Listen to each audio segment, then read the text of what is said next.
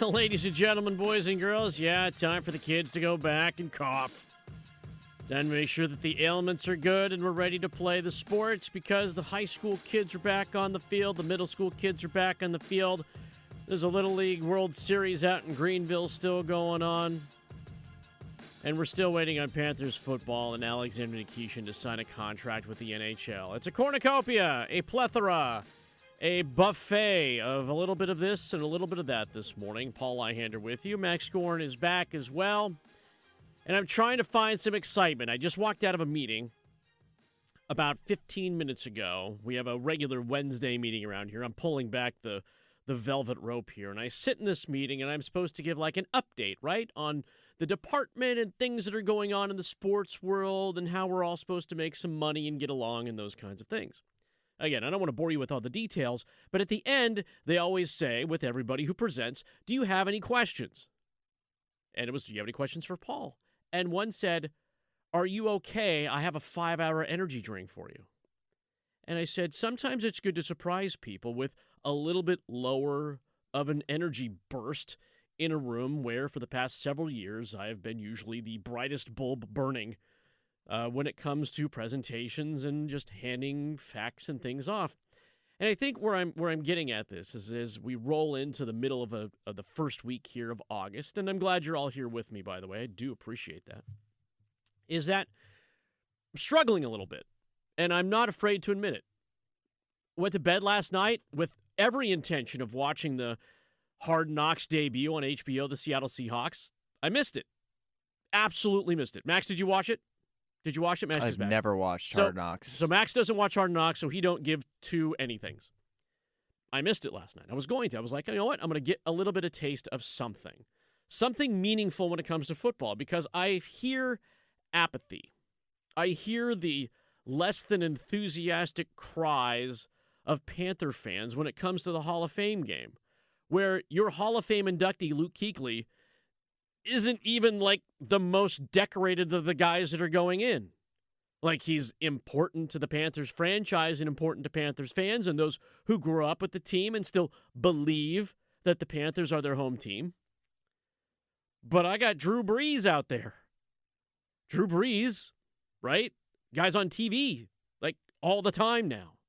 You got Larry Fitzgerald, who, stayed and played with the same team his entire career, does lots of philanthropy. I have a closer tie to him as a person than I do to Luke Kuechly or Drew Brees. And then Roger Craig, for you old heads, and you remember Roger Craig toting the mail for the 49ers back in the good old days, and he was kind of the, I don't want to say third wheel, but I guess when you think of the 49ers back then, you think of Montana and Rice.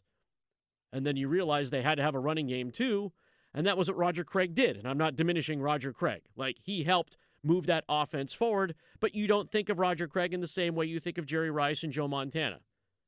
But they're all going to be Hall of Famers. And yet again, I hear apathy. I hear kind of meh, or whatever it is. You're not excited. You're not thrilled. Like, yay, Kenny Pickett's going to start. Yay. Haynes King's going to get some quarterback reps. Yay. I mean, you want to see this team on the field, but you know that 22, 24 guys that you want to see play, you're not gonna. You're going to have to sim them on your Madden franchises and your Madden video games for the next several weeks because all you're getting are little bits and bytes of whatever it happens to be. And I totally get that. I totally get that. There's like some excitement, yet there isn't.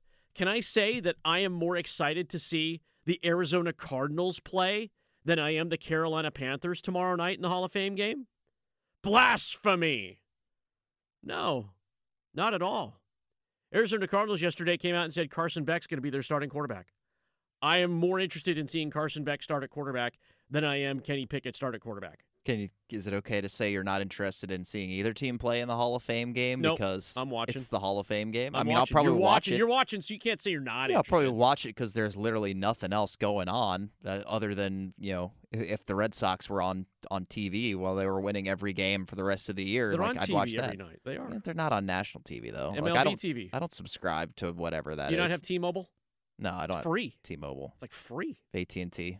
Ah, see? And I've got AT&T for fiber. God, this is turning into an ad. I don't want to do that.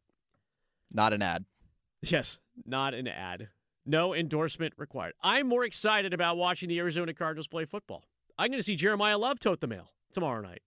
I'm going to see why they spent a top 10 pick on a running back, which everybody has told you in the NFL draft, that is not the place to be. Yet the running back free agent market got reset yesterday as Atlanta signed its hold-in, Bijan Robinson. Like, you're going to see Beck play. And Beck, the third quarterback taken, right? Fernando Mendoza, who went 1, kind of the clear number 1. Ty Simpson, the quarterback from Alabama, who was a first-round choice. Los Angeles Rams, right? It was Los Angeles Rams. And then it was like, okay, now he's a third-round guy. But it's Jacoby Brissett, and you know who the other backup is there? The often and well-traveled Gardner Minshew. Yes, Minshew Mania in Arizona. And Arizona's not tied to either of those guys, but they made a coaching change in the offseason. Got a new head coach in place. So what does that tell you? It tells you that they're embracing the youth movement, and they got rid of Kyler Murray. Like, I am more jacked up about seeing what Arizona puts out on the field than I am the Panthers. And the Panthers are favored in this one, by the way. It's 35.5. I'm not sure either of these offenses are going to go, like, at all. But surprise me, right? Surprise me, as the Ego said in the end of Ratatouille. Did I just ruin Ratatouille for a bunch of people? Probably not. You have no clue what I'm talking about this morning. Paul Ihander here. That's Max. Next up here on 99.9 The Fan. So as I wrote in the document here, some Panthers stuff here. They got a little chippy yesterday during practice. The NFL's Golden Retriever head coach Dave Canales talked about getting guys going early in practice as they gear up for tomorrow night's first of 4 preseason games. The first drill, I just really wasn't happy with the tempo we were practicing at. We can chase better, we can cover down better, and we have a standard. The players have a standard. When they're not picking it up and talking to each other, it's my job to make sure that we just get it back on track. They did. And then it kind of turned into a little bit over the top, but it was worth it. It was worth just taking that moment. There are quarters that way. There are halves that way. We have to find a way to regroup if we don't come out with the right energy. We have to be able to refocus, play to play, drive to drive. So a great opportunity to just tell them, hey, sometimes it's like that. Sometimes it's like this, and we have to snap out of it and make sure we refocus and get back to our ball. Coach speak. I love it. All the good coach speak as things got pushy and chippy on a bad day in Charlotte, or at least a bad weather day. But Bryce Young decided to point out to Jalen Phillips that he owned him on a running play with Chuba Hubbard. That's good. I want a little bit of spicy. I enjoy spicy when it comes to preseason, as long as more dudes don't get hurt, right? And there was a collective gasp here at 99.9 The Fan when word got out that Xavier Legette went up and then went down, and I'm like, are you kidding me? He wasn't going to play tomorrow night anyway, but he got carted off, and dudes had to go dap him up because they didn't know what happened. Dave Canales with a little injury look at X. Made a really nice play, high-pointed it. Cam Miller's in great position, came down really hard. Went in, evaluated him, cleared him of concussion, but it looks like a stinger, so we're going to evaluate him more over the next day or so and just make sure that, he's in the right spot. So we have a nice little window here. He wouldn't be playing in this game, but we have a nice little window to get him turned around and just see where he's at. That's Derek Brown too, right? No, they cleared him for that. Yeah, they cleared him. Concussion, they cleared him. Derek Brown took a maintenance day yesterday too. Lots of guys are going to have maintenance days. With this extra time off, it's maintenance time. It's maintenance time. And they can't afford to not have healthy guys on the field as preseason gets rolling. Can you tell I'm trying to get you excited? Can you tell I'm just trying to get you pumped up for something? Something that might be motivational, something that might move the needle for you. And I'm in a strange spot talking about the Carolina Panthers because the last couple of seasons, it was about rebuilding. The last couple of seasons, it was about finding consistency. The last couple of seasons, it was about whining about Bryce Young. And we had a conversation about Bryce yesterday about him having to play out the year without the extension, which is, the most likely scenario that's happening. They could pick it up, I suppose, but $12 million is a pretty cheap price. $12 million for a starting quarterback. That is not bad at all for the Panthers. So Panthers playing the Hall of Fame game tomorrow night. It is the Panthers and the Arizona Cardinals. Hopefully we get a chance to check in with WRAL TV. Pat Welter and Chris Lee are going to cover the ceremonies in Canton along with the game for the next few days. That must be nice. That must be nice to go up to Canton. I've never been. Never been to Canton, Ohio. I've been through Ohio many times. Spent time in Cleveland for a bit. Not worked there, just spent time there. Nice city. I mean, nobody complains about Cleveland because it rocks, right? From that TV show, that Drew Carey show back in the day. But I've never been, so maybe someone will send me. Maybe someone will send me on their own dime. Maybe I'll get a GoFundMe together and we can go do that. So that game tomorrow night, 8 o'clock. Game on Mix 101.5, our family station. Pre-game starts at 7 tomorrow night, 8 o'clock kickoff between the Panthers and the Arizona Cardinals. But hey, who cares, right? Nobody cares. Nobody's going to watch. No one's going to dissect it. No one's going to want to talk about it. It's just one of those things, right? Just another football game that no one will mention ever again.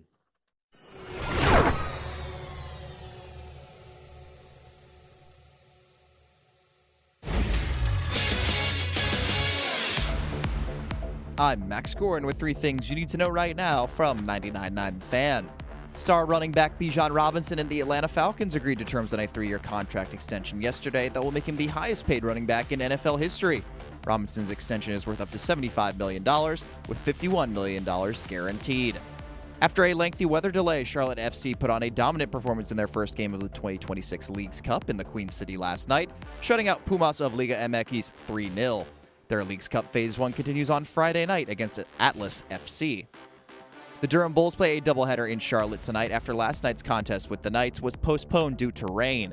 Bulls coverage is available on 620 AM Buzz Sports Radio, 99.9 FM HD2, and WRAL News Plus, with first pitch of Game 1 scheduled for 5:05 p.m.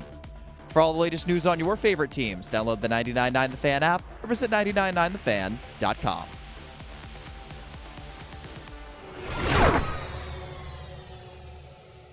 The Los Angeles Dodgers did not ruin baseball. Okay? That could be the end of the... I could just end it right there. Like, there's no... I don't have to offer proof. I don't have to offer anything beyond that. No, I mean, I think people that are upset at the Dodgers specifically, maybe they forget about the Yankees of the late 90s, early 2000s. It's pretty much the same thing, right? Like, the biggest payroll teams are going to maybe throw their weight around a little bit to try to build the most competitive rosters they can, and at some point that is going to make the highest-end talent largely, attracted to your team, and you're going to build a really good team that's tough to beat, and you're going to become a destination in all these trade talks. And look, they had Skubal. I think they ended up losing with Skubal's debut last night. So, and he was solid. Maybe they haven't broken baseball. They also got swept by the Red Sox again this last weekend. Yeah, it's been a little rough. Cubs are a good baseball team. I'm like, it's not the Cubs are like 30-60. They have nearly the identical record of the Dodgers. I think they have maybe 4 or 5 fewer wins. Skubal was very solid last night. He gave up 2 runs, and of course one was a fastball, but he had a lot going for him. And he's a rental guy. And the Dodgers, who do have a lot of money, also have one of the most incredible farm systems in Major League Baseball. Like, they invest in things beyond the big club, and it helps that you have deeper pockets than others based on just the Guggenheim Limited, or I can't remember the name of the group that bought the Dodgers. Bought them for $2 billion. Now they're worth like $7 billion. And they dump a lot of that money. And again, it helps that you're selling $170 jerseys and $8 Dodger dogs, and Dodger dogs are delicious, by the way, that you're selling a lot of those, and you're able to filter that down to your farm system. Like, you have nutritionists at every level, AA, single A level. Like, they're feeding guys good. They traded away 3 prospects. They have 1 million prospects in their system. It's not like they ever have to restock. You always talk about baseball teams that have to restock their farm systems because they're running out of dudes. It feels like the Tampa Bay Rays farm system is always this wealth of riches, and then they get to the major leagues and they struggle, and then they trade another set of guys, and then they bring up another set of guys, and then they end up on other teams. Like, just, you can look around major leagues and you're just like, wow, there's Tampa Bay Rays, the original Rays are no longer there. Like, they've moved around so much. Good farm clubs and good baseball clubs go hand in hand, and the Dodgers spend an awful lot of money making that happen. It's just like the 76ers have not ruined basketball. Dodgers are back-to-back world champions. Just let that simmer for a while. Like, yes, are they the evil empire? No, I don't like the idea of them being painted villains. Much like I don't think Philadelphia is going to be painted villains because LeBron James decided to take a $4 million contract when he easily could have taken 15 from others or stayed in Los Angeles and just kind of wrote it out for $40 million. Right? It's the idea that, oh, well, all the good players are going these places and they have the means. But there's also free will and choices as well. Like, these teams don't have to make the deal that's right for the other team. They have to make the deal that's right for themselves. And if nobody else can offer the kind of capital or the kind of assets or the kind of players that the Dodgers dangled in front of Detroit, who have now kind of turned their entire team around, sorry. So sorry that your best deal wasn't made. Your best effort wasn't made. It's not Pawn Stars. It's not. I'm like, well, the best I can do is this. Well, sorry, move on then. Rick Harrison didn't take every deal. He would shake hands and say, thanks for bringing it in. Like, that's the general manager of the Detroit Tigers. It's general manager of any professional sports franchise. It doesn't matter if it's the NFL or the MLS or the NBA or whatever. You take the best deal available to you. The Dodgers had the best deal in front of them. And it wasn't because they said, oh, by the way, here's $10 million too. They offered 3 very highly rated prospects in their system. Other teams have those same prospects. They do. It's not like the Dodgers are the only ones that have a minor league club that plays, that trends really well and trains really, really well. They're not in first place in all their minor league affiliates, but they do grow them well. They do raise them well. They do develop them well. Other franchises could have done the same thing. It's just the Dodgers who put the best deal in front of them. No one's blaming, or he shouldn't be. I'm going to say, you know what? It's easy to stir up the pot that way and saying the rich get richer. But there's a million other things that go beyond that to where, and I'm not saying you shouldn't be picking on the Dodgers because, yeah, everybody needs someone to dislike when it comes to baseball. But I still think I would probably rather choose like the Yankees in that aspect. I might choose a different ball club, maybe like the St. Louis Cardinals or something like that, to a team that I just don't want to see win or a team that I just don't want to like lean into. And you're talking to a guy who literally coached a kids team that was the Yankees. I'm like, well, I've also coached a kids team that was the Red Sox and the Braves and the Guardians and the Angels and the Rockies. That's the one thing about youth sports. Unless you play at the weird, here's the weirdest thing, okay? And I'm getting away from this Dodgers thing.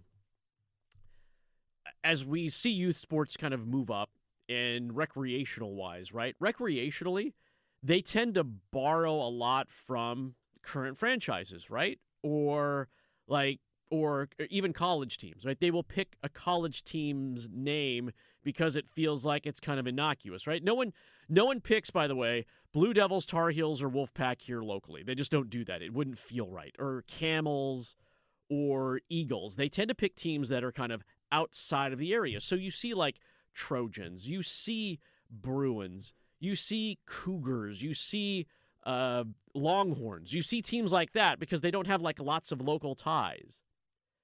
And that's fine. And then you see Major League Baseball teams, right? We in the league that I coach in Rollsville. What's up, Rollsville Parks and Rec? I coach out there. We pick from the available Major League teams. In baseball, it's much easier, right? You can pick a little bit more masculine kind of names. On the girls' side, it's a little more challenging. You don't want to pick things that don't make a lot of sense. You know, you're just like, and then you're like, does it even have any tie to what you're doing? Like, I'm not going to pick the Pirates, for example. It doesn't make any sense. I don't want to pick a team like, I don't know. I'm just kind of going through the list of teams. Like, probably not going to be like the Twins. You know, there's no like, it just doesn't make a lot of sense.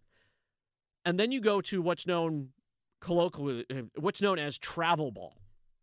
And travel ball always comes up with like some sort of like relatively local name. It's not always local, but usually around here they call them like Carolina, okay? Or Lady something, or whatever it is. But then because they have multiple teams, it's always like the last name of the coach. And so it's Carolina 12U Johansson. And you're like, well, the Fighting Johanssons. Or Carolina 10U, Robertson or something. It's always like the last name of like the coach. And you're like, okay, I guess. There's only so many to go around. The one thing I don't get is, like, there's, like, 6U and, like, 8U. And I'm like, if you're playing travel ball when you're 8, I mean, good for you. I'm like, I'm all for it. Like, you choose to do what you want to do with your money. But, okay. Like, I don't know how many college scholarships or scouts are coming to those games. But that's just me. That's just youth sports is a whole different bit. It's a whole different bit. I just never understood why it always has to be the last name of the coach. And maybe that's just for differentiation or something like that. Or, maybe the last name is so unique, or maybe it's not so unique. I'm waiting for a bunch of 12U Smith or 14U Smith. I'm like, who you playing for? 14U Smith. Where there's like 8 of them. Yeah, I don't even know where to go with that one. All right, anyway.